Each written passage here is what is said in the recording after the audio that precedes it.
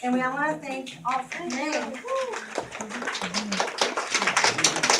I want to thank the Galen Historical Society for lending me this hat. Elizabeth Cady Stanton was born on November 12th, 1815, in Johnstown, New York. She was the 8th of 11 children. 5 of her siblings died in infancy or early childhood. A 6th, her older brother, died at the age of 20, just before his graduation from Union College in Schenectady, New York. When he died unexpectedly, it broke her father's heart, Judge Cady.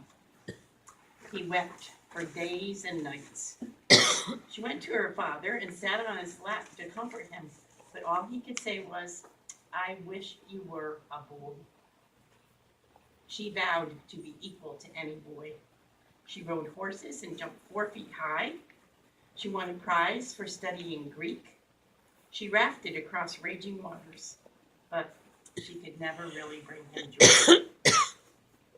When she was 13 years old, she heard her father tell a woman whose husband had died that the farm she had spent her whole life working on would be taken from her. Without a husband, the law stated, nothing belonged to her.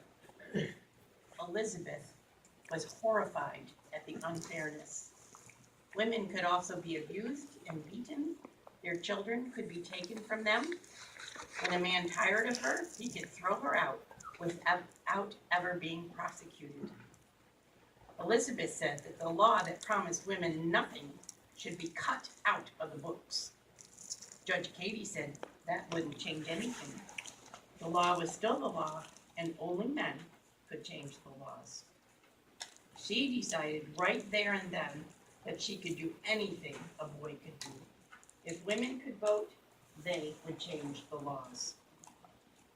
She also fought against slavery and met Henry Stanton, an abolitionist. They married.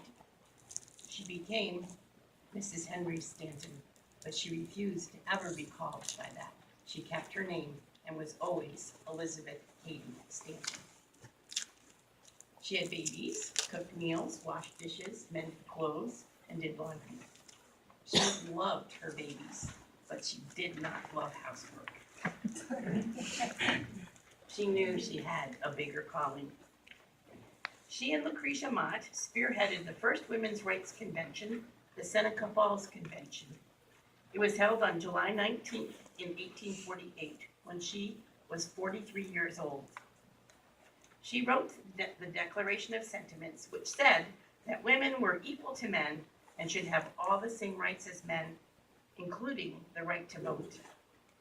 She had tossed a stone in the water, and the ripples grew wider and wider. Other women's rights conventions started springing up, but this was the first major meeting that started to change everything. She was a gifted speechwriter and wrote for her friend Susan B. Anthony.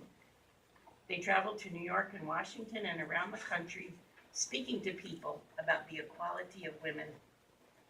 Many people laughed at them, but they never stopped. Elizabeth Cady Stanton tried to vote, but men covered up the ballot box. She did not care. She fought for women's rights and for the right to vote until the end of her life. After years of struggle, the 19th Amendment was passed in 1920, 18 years after she died in 1902 at the age of 86. The 19th Amendment gave American women the right to vote. She had changed the world, but she did not live to see her dream come true.